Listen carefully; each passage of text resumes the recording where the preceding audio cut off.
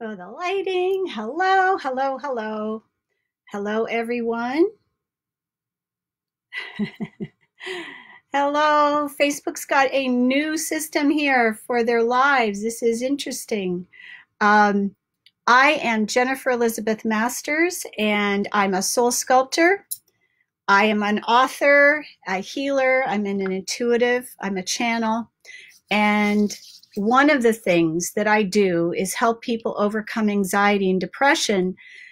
And, hey, there was a time when I had terrible anxiety. I was in terrible fear. I was afraid that people would see me, that people would know who I was, that people would find out the truth about me.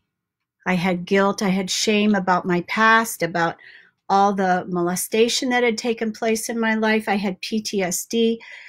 I had low self-esteem. I was codependent. You name it, I had it. I had every one of those things. I can't see. Let's see. I can't see anybody, if anybody's here. So this is interesting. How are you? Is anybody out there? Okay. So what I want to do,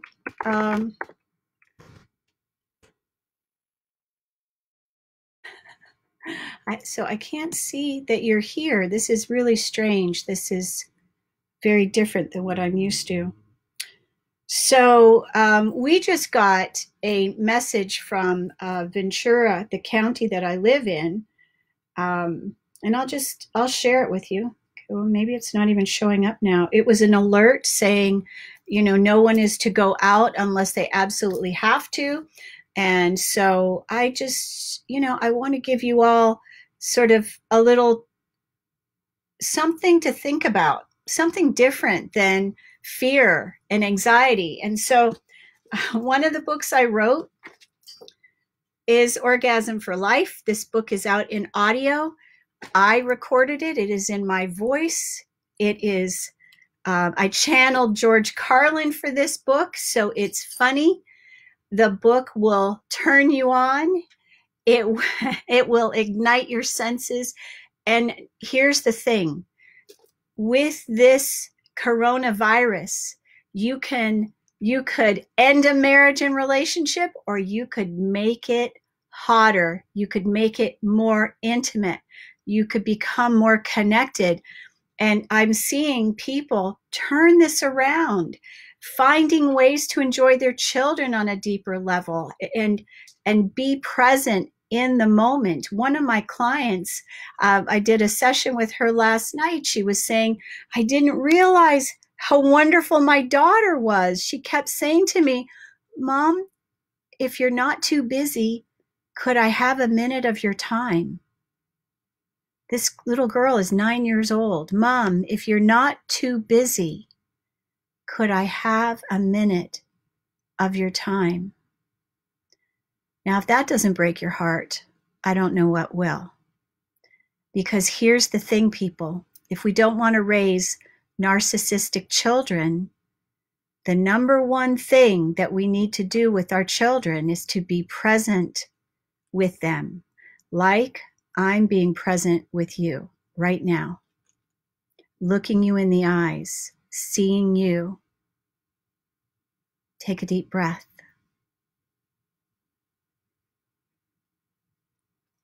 Okay.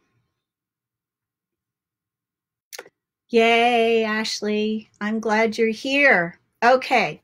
So I was going to read an excerpt from my book. Are you cool with that? Is anybody cool with hearing a little bit about my book? So I did record it in audio form. Some of you may be thinking, well, jeepers, I don't know if I want to dive into a sex book right now, but let me just talk to you about the preface. So this, I think, is going to speak volumes to you. This is the preface. Forget what you have ever heard. Forget what you have ever been taught. Most of you have learned thus far, most of what you have learned thus far has your balls gripped in a vice and twisted. For those of you without testicles, you have spent far too long repenting those you have slept with and regretting the ones you let get away. Living with regret is a waste of time and energy in any regard. So forgive yourself and forgive everyone. Your life is about to change profoundly on a very personal level. Religion and society have molded, groomed, and programmed us to behave a certain way. When we move beyond the middle road of life, our palms begin to sweat and our conscience pulls us back from living a life outside the normal limits of society. And what is that? I'm going to talk to you about that for a minute. What is normal? The normal limits of society. Being the best wife, being a good girl, being a good mother, being a perfectionist, putting everyone else first, beyond and above you. And here's the thing, people, if we don't love ourselves, how on earth can we expect anyone else to love us? Okay. So just to depart for 1 second, I have 2 YouTube channels. I have free content out there. I have a depression and anxiety package for $37 that will clear anxiety, depression, and suicide ideation. It's on my website. I highly recommend it. I have healed it within myself, and I have done it for others. So there's no need to be living in fear. Okay. So we see a stray sheep every now and then, living a life beyond programming and conditioning. We wonder what it might feel like to not care what society thinks. I'm trying to do this so I can look at you. Our morals and other societal limitations for the extraordinary keep us in check. Has that ever happened to you? We find ourselves skirting middle age and beyond without ever having touched the thrill of sex standing up in an antique store or other places. These are only fantasies, hopes, or dreams we sometimes read about. Memories of sex under the Eiffel Tower in Paris and in the first-class section of a DC-8 for most normal people don't exist. Okay, is this a little too wild for daytime television? I don't know.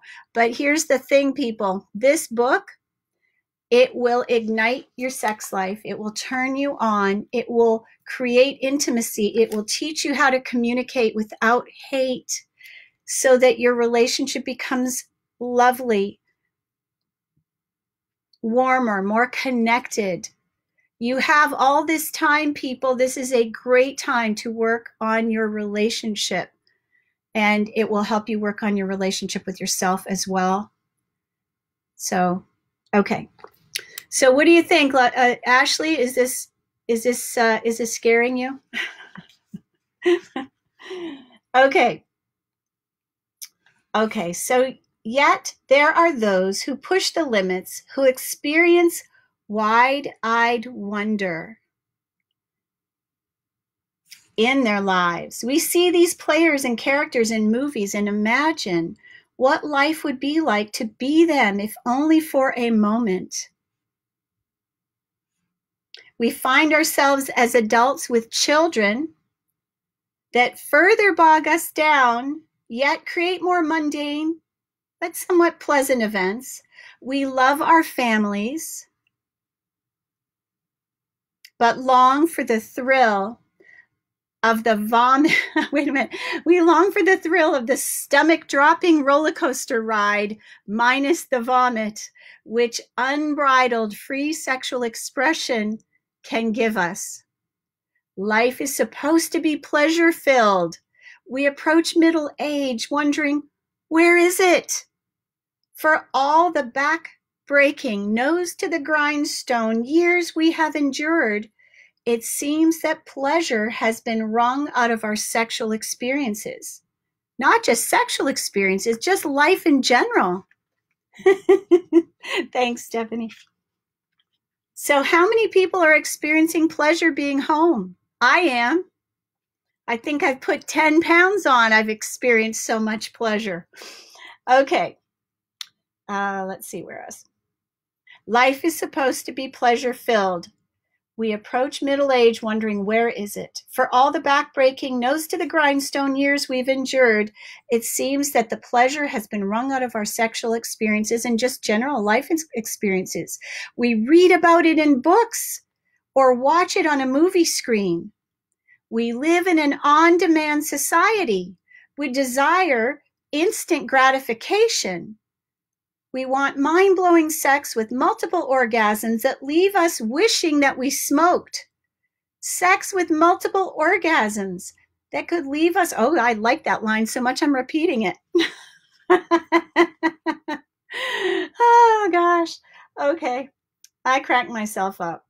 Oh, okay. So we could experience the postcoital inhalation, that's the smoking thing, right? And fling ourselves onto our dampened pillows, panting, oh my God, why isn't it happening right now? We confuse pleasure with entertainment. We focus on what we don't have. How many of us are doing that right now? We think longingly of the guy or girl back in maybe the 90s, I said 80s, with a great ass, and then wonder why we didn't, and I'll blank that one out, them right now, right then. Screw regret. Life is too short to spend half of it wishing wistfully for something we don't have, and the other half wishing we had the guts to do what we didn't do. The more we focus on our regrets, the more regrettable moments we have. We know that happy people do extraordinary things. Yes, we do. Depressed people rarely astound anyone. We live in a rat race of work, errands, and then death. Life is over before we know it. Sometimes we see people younger than ourselves dying before their time. I'm writing this book to light a firecracker under your ass, to catapult you out of your easy chair, away from your darn remote. You have the power to consciously create more joy and pleasure in your life rather than watching it pass you by from the sidelines. Life will be over before you know it. Wouldn't you rather have a memory of making love in the ocean off the coast of Bermuda, remembering your life as one that was truly lived passionately? Yep, that's me. A life lived passionately. Okay, so are y'all excited now? Anybody have questions so far? And I'm using my mic, so, and this is my computer. How is it? Can you hear me? Oh, Stephanie, thank you. Thank you. So I have another book on the go, and I really need to sit down and finish it. Maybe I'll do that tonight. It's so close to being done, and the audio book is already done.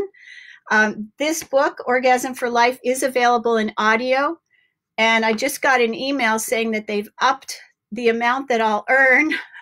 I'll make more than $10 on this book, maybe.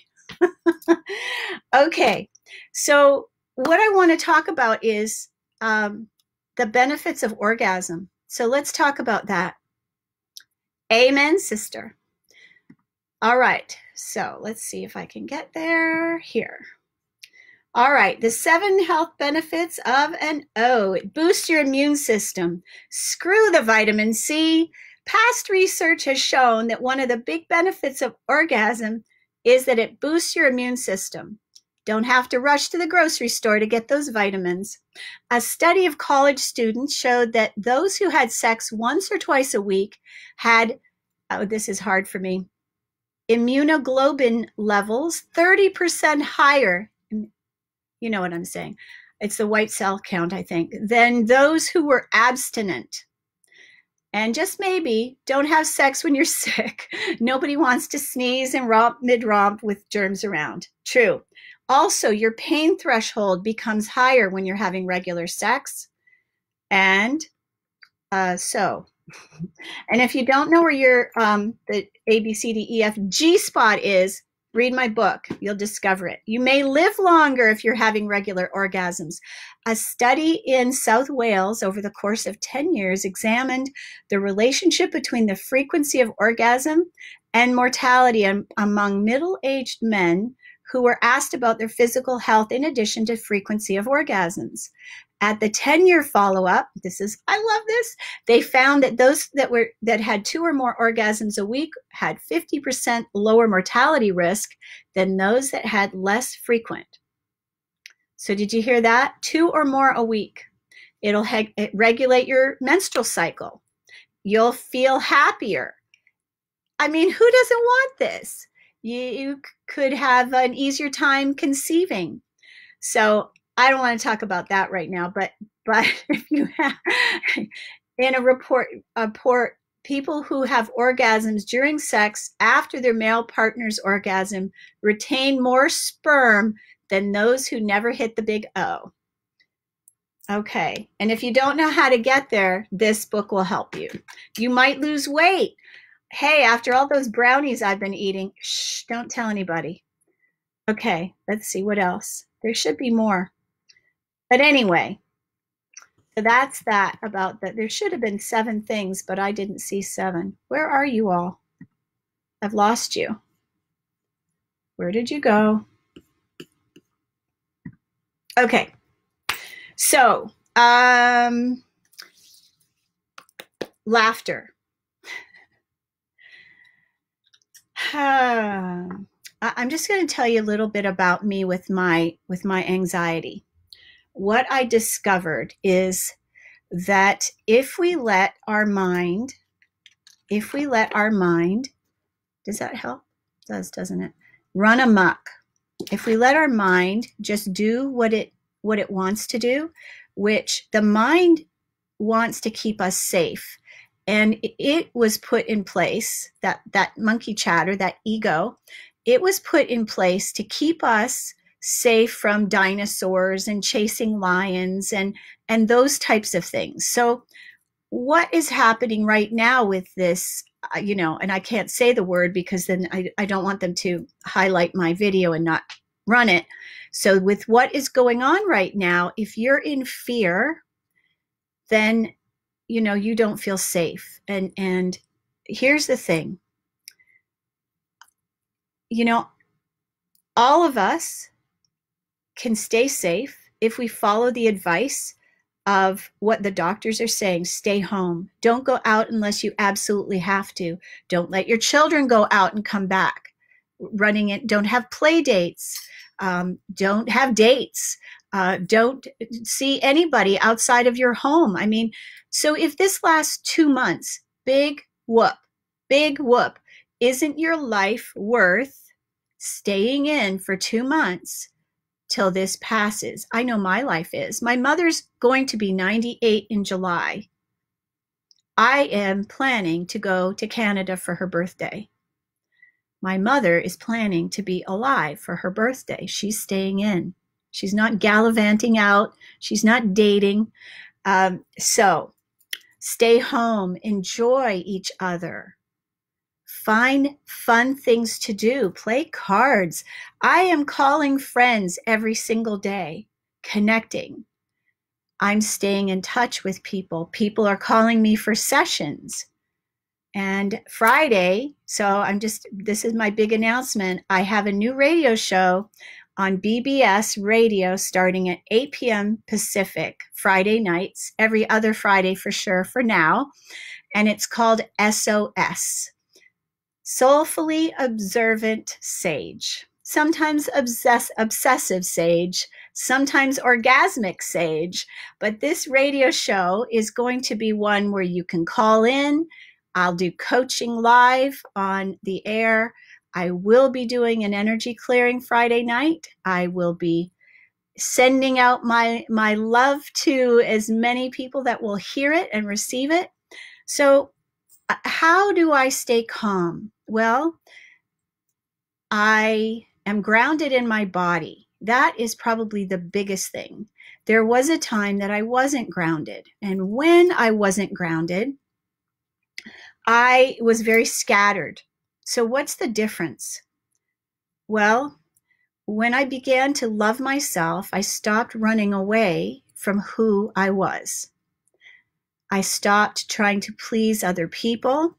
I stopped trying to be perfect and knew that I was good enough.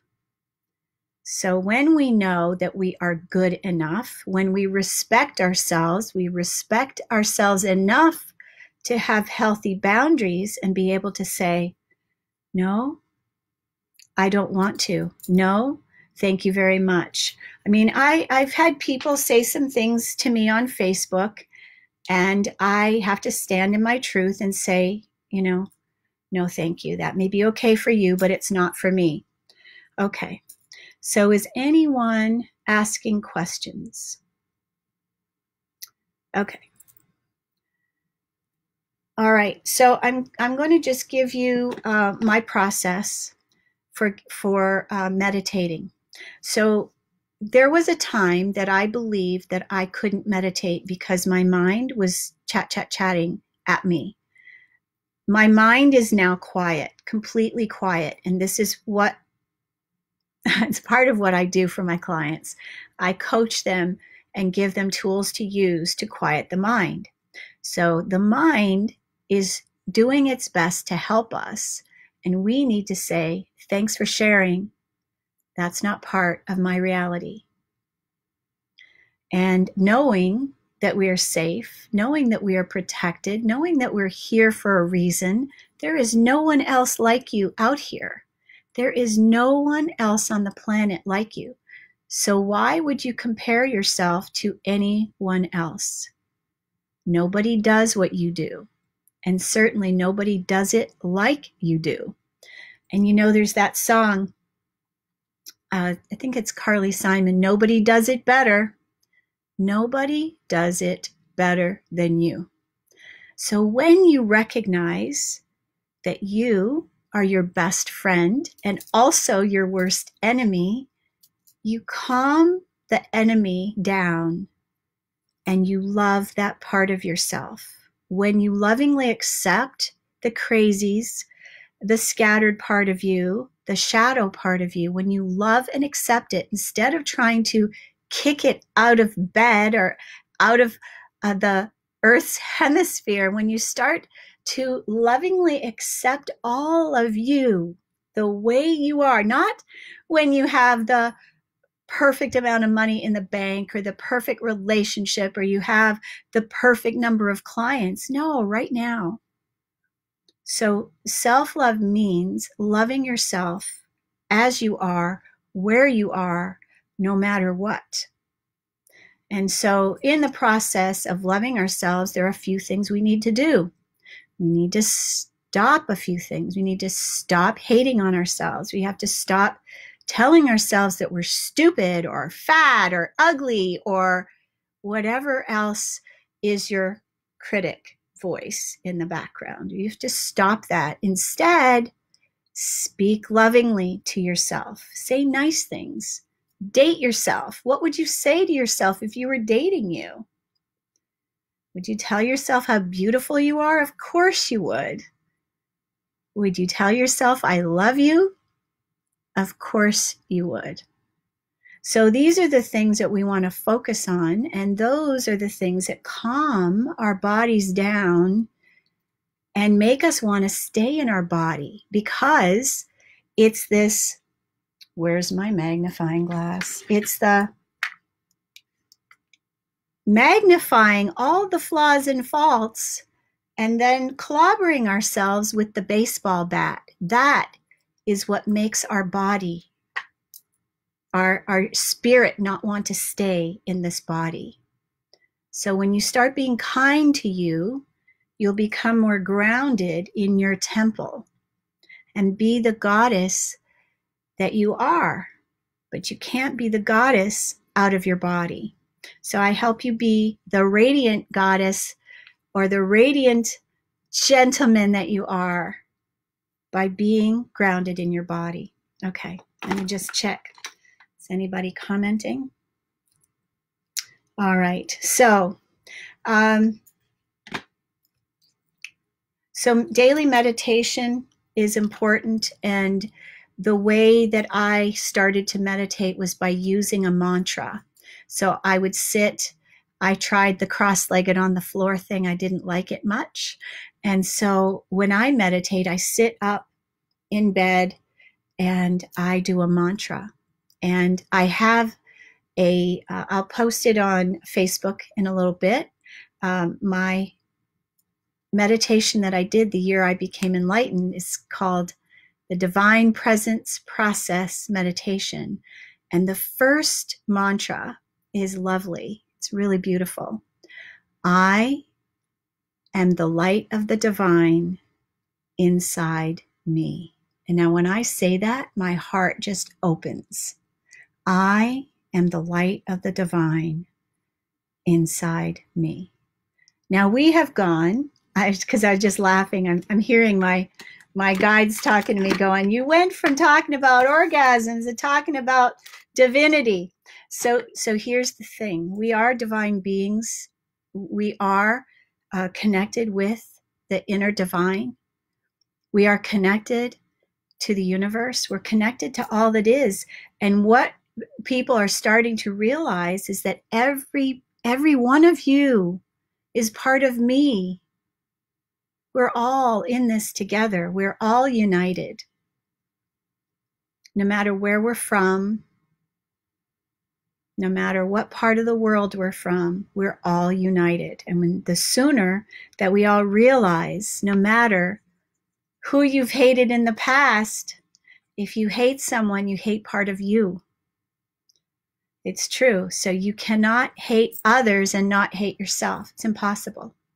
Because if you're hating on other people, you're also hating on you.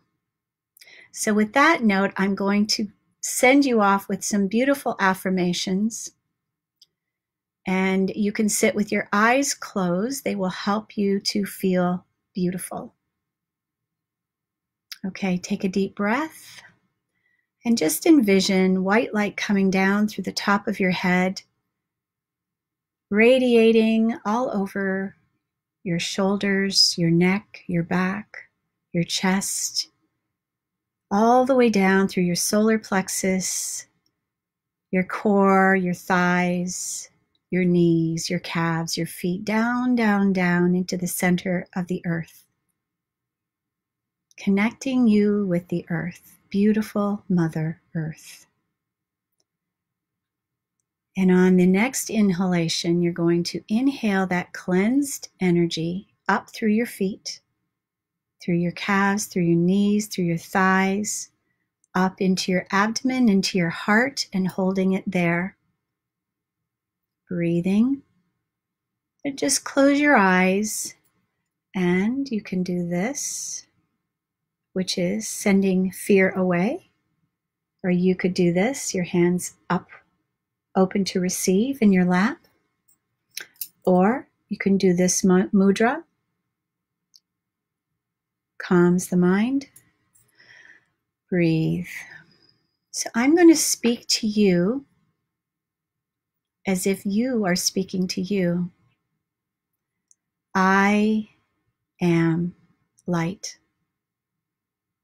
I am love. I am wisdom. My body knows just what to do. Every day my life gets better and better. I am loved.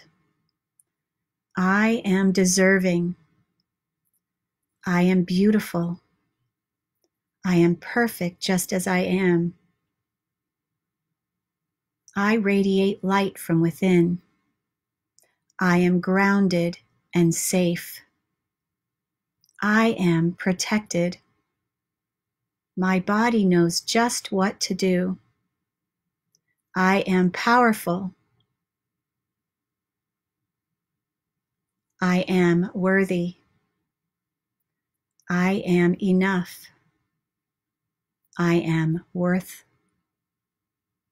so much. I am loved. I was created for a reason.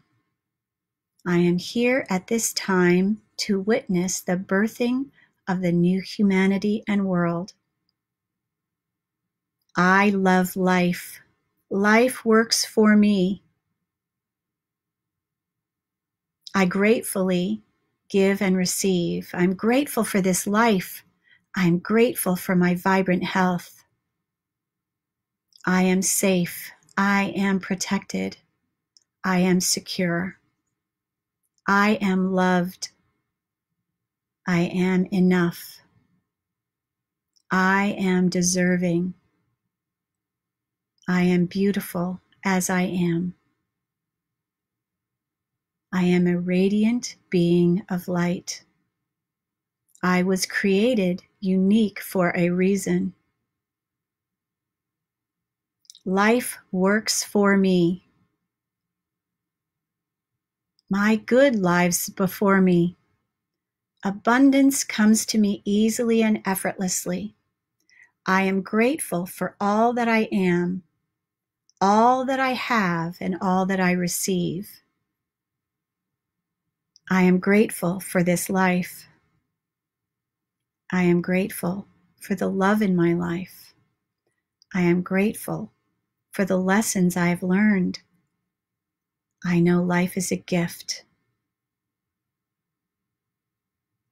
and I honor myself. I'm learning to trust me. I am connected to all that is. I honor myself with positive, uplifting thoughts. I am loved. I am enough. I am deserving. All right, my dears, all of you, thank you so much for being here. Thank you for honoring me with your presence, your divine light. And I'm sending you all off with the blessing. It is the Cascade of Miracles prayer. I've been doing this for years for all of my clients, so I'm going to share it with you. Mother, Father, God, I ask for a cascade of miracles to unfold in all areas of your life. I ask for your friendships to be strengthened, your relationships to be filled with love, joy, and bliss. I ask for your bank accounts to be filled to overflowing and your health to be vibrant. I ask that your family and friends be blessed with this cascade of miracles as well. As long as you are grateful, thank you, thank you, thank you. Amen. So thank you so much for being here. Thank you for joining me, and sending you lots of love, and see you tomorrow.